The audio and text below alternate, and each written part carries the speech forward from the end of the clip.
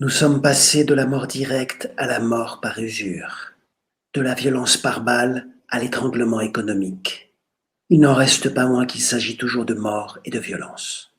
La technique thérapeutique de la mort allongée et contrôlée ne vient pas d'une pulsion barbare, mais d'un refroidissement extrême des affects, une période de gel mûrement réfléchie. Le politiquement correct et le cognitivisme positif sont les idéologies les plus criminelles parce que les plus souriantes. Un trophée pour Mickey Mouse. Dans le même acabit, la philosophie universitaire redouble d'efforts pour rester universitaire afin d'assassiner la philosophie. Au règne de la non-violence, tout le monde aboie, mais sans aboyer, bien sûr. La caravane passe. Sans surprise, le résultat est l'enchaînement des rendez-vous manqués. La pose de lapin la plus éponyme reste sans conteste les sophistications et les leçons de morale pour ne pas penser la logique suicidaire que l'humanité met en place concrètement et avec dévouement. À moins que ce ne soit la faute à la métaphysique. Qui sait, peut-être. Et si la métaphysique était instinctivement universitaire? Et si cet instinct c'était d'éviter soigneusement la question du mal, entendu comme l'augmentation des souffrances, justement parce que l'institution serait partie très prenante dans cette augmentation? Et si cet instinct de défense était d'une manière mécanique, une contribution planifiée pour intensifier la massive attaque? Je pose la question, je ne dis rien. Nous le savons tous. L'institution avec majuscule ne se préoccupe que de pouvoir. De pouvoir, donc de loi. Plus exactement, elle s'occupe de s'approprier les lois. Or, selon Mehdi, tout est affaire de loi. Moïse ne le contredira pas. L'humain, ayant conscience de la loi, est capable de s'approprier toutes les lois. Il obtient le plaisir suprême de reconstruire le monde par la technique, tout en le saccageant par la même technique. Le bien est concomitant au mal, l'appropriation à l'expropriation, la jouissance à la cruauté. Il y a même une exponentialité exacte entre les deux mesures asymptotiques du bien et celle du mal. Qui veut jouer? Qui est prêt à augmenter ses points de souffrance, de sadisme et de masochisme? Que nul n'entre ici s'il n'est point prêt à torturer sa mère, son père et son meilleur ami. Abandonne tout espoir et toute confiance en toi et en l'humanité si tu veux savoir la vérité. L'art, dont on se demande encore quelle est son utilité, nous lance en pleine gueule les monstres que nous créons. Il devient difficile de tenir le masque de Blanche-Neige sur le visage de Barbe-Bleue. Couvrez ce sein que je ne saurais voir. Par de pareils objets, les âmes sont blessées, et cela me fait venir de coupables pensées. Nouvelle question en l'air de rien. La loi qui sort la vie du néant, puis fait travailler la technique sur la matière du réel, n'est-elle pas la coupable pensée qui fait tourner et retourner toutes les substances au noir?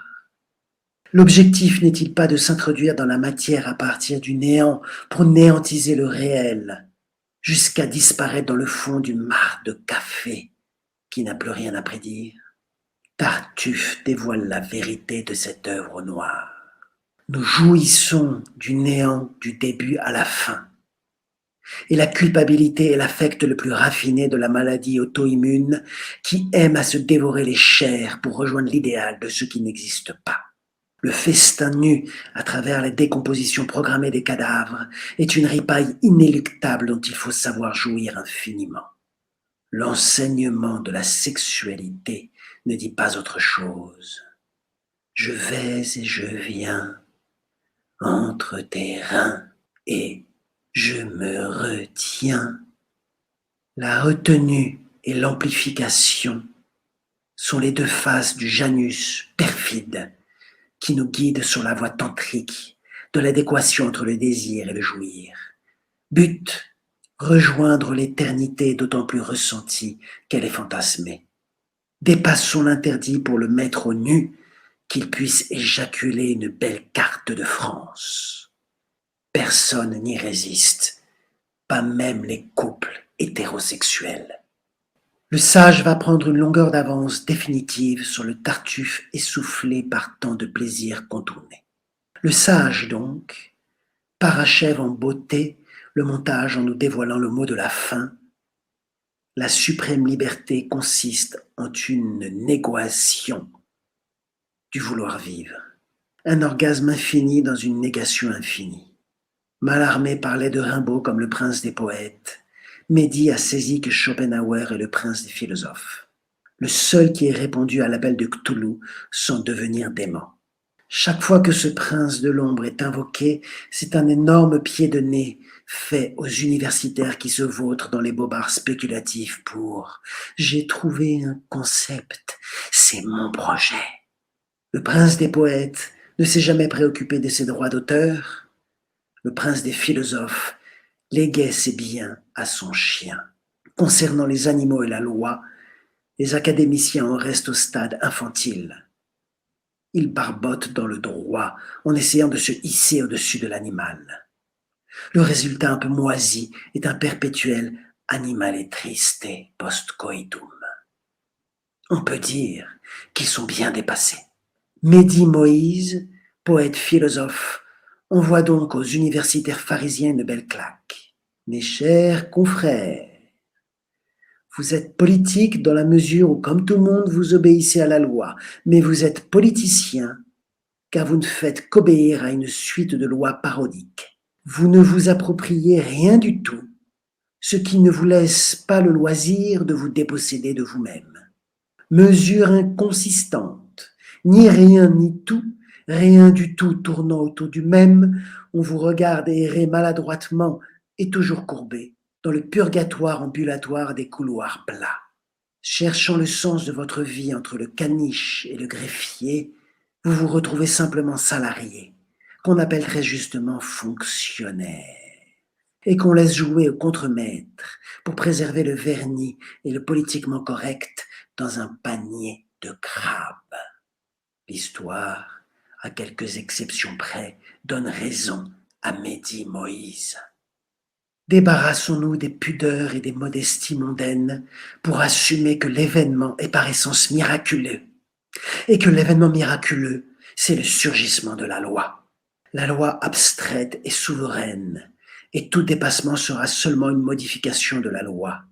La possession des lois est une parodie de la loi, et la transgression de la loi finit toujours dans l'absence à soi-même.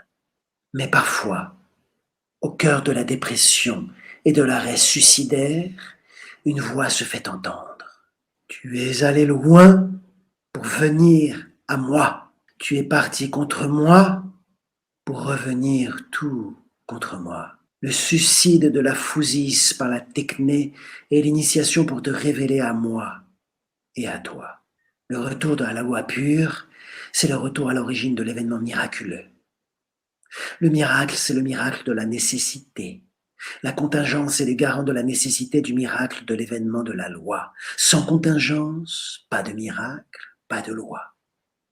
L'histoire, l'historicité, les faits divers ne sont que la législation de l'événement in progress.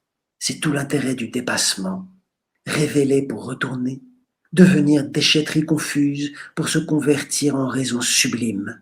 Lacération de la Phousis par la techné afin de reconnaître les différences ontiques à travers les séries mimétiques. En filigrane donc, sous les parodies, c'est la voix de Dieu que l'on entend.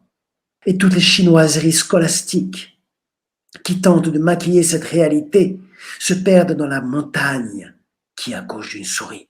Les professeurs à chaire universitaire, Tartuffe dont je parlais, sont le mélange immobile entre l'avocat et le pudibond, c'est-à-dire un avocat qui ne sait plus ce qu'il défend. L'affaire est perdue d'avance. C'était le but. Il faut se rendre médiocre et misérable pour se rendre docile et manipulable. Paris réussi. On applaudit dans les amphithéâtres. À partir des termes du mandarin maoïste de la cité universitaire interdite, que l'auteur a pris comme référence puis contre-référence, je tire ma nouvelle question pour rien. De quoi Dieu est-il le nom? Il est ce qui manquait à Moïse. la jouissance directe de la loi sans passer par la case zombification. Une catharsis de la violence canalisée dans un jeu dont nous aurions défini ensemble les règles. Un renouvellement de civilisation sans suivre les méticuleux sumériens. Une écriture de la loi qui ne soit pas administrative et marchande. Un dégagement des mathématiques qui réduisent le monde à l'homogénéité identitaire et nous sommes de rendre le monde algorithmique sous peine de ne plus pouvoir démontrer les fondements ontologiques de la thèse. En finir avec la métonymie qui prend une feuille pour la forêt et l'addition des troncs pour l'essence des arbres. Une sortie radicale du capital qui, prétendant dépasser l'animal par les arrière-mondes mathématiques, métaphysiques ou épistémologiques, travaille d'arrache-pied au suicide écologique. Déchets, abattoirs et batteries, Torquemada à tous les étages. En d'autres termes, dialectique, martyr, négativité expiatoire. Car au fond, le capital n'a d'autre vue que de rivaliser avec la loi, en essayant d'effacer la loi, qui déjà n'existe que par miracle, ce qui relance et amplifie automatiquement, et ce de manière illimitée, les précipices interminables de la justice équidistante entre le bien et le mal. En somme, il s'agit d'éviter le côté scolaire de la loi et de pratiquer l'école buissonnière. Idéal impossible? Rêve d'ado? Innocence d'enfant? Peut-être, pas sûr. Voyons de plus près. Les kibboutz n'ont pas dit leur dernier mot et Israël anarchiste se répand en d'autres contrées pour le malheur des tyrans et des appareils d'État. Les micro-communautés librement choisies se constituent grâce aux catastrophes programmées ou imprédictibles. Les anarchistes espagnols, les situationnistes, les dadaïstes et les punks se rassemblent underground. Nous avons pris quelques leçons politiques au passage. Par exemple, la surenchère tortionnaire se fait toujours pour le bien de tous. L'État sera toujours pour qui sonne le glas. Les institutions doivent être désertées au risque de devenir des collabos en sursis.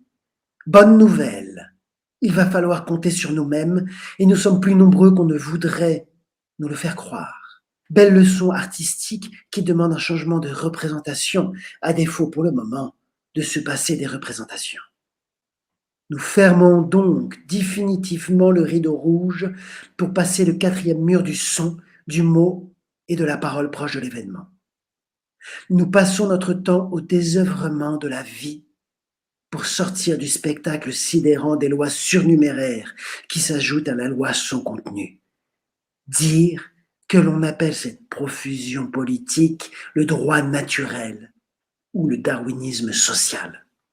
De quoi vous rendre fou.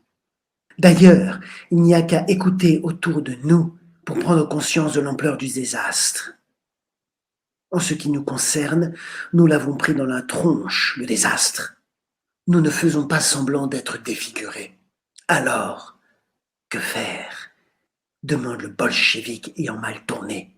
Eh bien, nous résistons. Et nous avons dû descendre bien bas pour cela. Non vers le réservoir capitaliste qu'est la jeunesse abreuvée de spectacles. Encore moins à partir du travail et des corvées quotidiennes. Ne parlons pas des gauches en quête de virginité immaculée et des droites au pétrole de la haine. Non, nous avons dû descendre jusqu'aux choses qui gémissent, à être enrôlés de force par le premier de cordée du capital.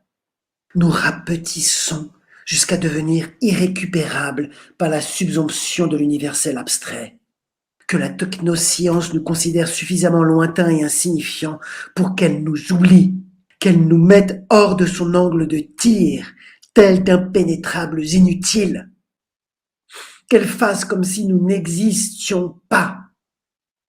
Nous en sommes au stade de la méditation, de la prière et du rassemblement des oiseaux fous. Par miracle, nous avons enfin un antécédent toujours vivant, les gilets jaunes et leurs ronds-points. Pour le dire de manière plus philosophique, nous savons bien que les choses, l'être et le monde sont indifférents au principe de non-contradiction. Ils ne répondent à la dualité que parce qu'on le leur demande sur tous les tons. Supplications, prières, chaises électriques, critique de la raison pure pour les plus vaillants. Mais ça nous échappe. Rien à faire. Quel vilain clown! Cette vérité du sensible et de la singularité plus ample que la loi sans la contredire n'est accessible que par miracle. Toutes les routes y mènent. Si l'événement échappe à la loi, comment sauver le soldat légal? Faisons l'hypothèse suivante. Si on fait de la loi l'événement miraculeux, alors la naissance de la loi est hors la loi. Puisque la chose en soi est le reste qui s'absente de la loi, faisons de la loi un reste, un ça, une chose en soi. Quinte floche. La loi passe du côté du reste. Le concept est mis de côté. La loi au service de la différence et du changement. On souffle au milieu du néant. La suite ontique du développement de la loi sera carré mathématique, science de couleur et paire politique. La loi comme présence anarchique par le truchement du miracle. Une fin de partie ou un coup de bluff. Pour répondre sans détour, il suffit de croiser les trois monothéismes d'une certaine manière. Yahvé impose la loi pure qui n'existe pas. Allah se charge d'en multiplier les règles. Dieu se met hors la loi en faisant advenir un miracle qui consiste à concevoir un enfant charnel sans passer par la chair. Je laisserai ici de côté la critique tout à fait juste du déni de la chair et de la récupération chrétienne. Ouvrons une autre perspective. Le miracle, ce n'est pas Dieu qui est une persévérance de Yahvé, ni Jésus prophète à l'instar de Mahomet. C'est Marie qui reste vierge envers et contre tout. Marie, c'est le miracle de l'amour qui échappe au principe de non-contradiction. C'est l'indomptabilité du reste qui surgit violemment sur scène. La chose en soi prend la parole. Soyons cohérents pour une fois. Qui a pu penser sérieusement que cette parole serait logique? L'amour nous a joué un vilain tour. L'amour s'est joué de nous. L'amour, c'est le jeu au cœur de la loi. C'est la vérité de toute politique. Voulant éviter l'écueil de la possession. L'amour, c'est Marie, littéralement et à point nommé. Pendant toute ma lecture du système pléonectique, j'entendais sans cesse résonner la lettre M, M, M. C'est en fermant le livre que j'ai compris pourquoi cet écho persistant de M, le maudit. J'entendais trois mots dits, se renvoyer et se répondre dans une fulgurante ascension, une incarnation décoiffante vers le grand autre, Mehdi, Moïse, Marie. Le moment est venu de mettre à l'épreuve cette proposition, et moi-même par l'occasion. C'est le moment clé. J'accepte de me soumettre à l'académie et de passer sur la table d'examen selon les règles communes et les références conventionnées. La dissertation sera rationnelle, démonstrative et technique. Ce n'est pas de gaieté de cœur, mais je ne pourrai prouver ma bonne foi et ma résolution et ramener éventuellement quelques suffrages seulement si j'obéis aux règles établies par l'institution. Nulle révolte, nul sarcasme, mais le respect devant Jupiter qui doit trancher, je l'espère, pas ma tête. Je ne veux point me complaire par une sortie superbe et insolente. Je souhaite aller jusqu'au bout du procès afin de vivre et de savoir ce que le dernier juge peut tenir face à ce qui peut-être le dépasse et lui échappe. J'avoue, j'ai peur, je risque la foudre et je tiens à ma vie.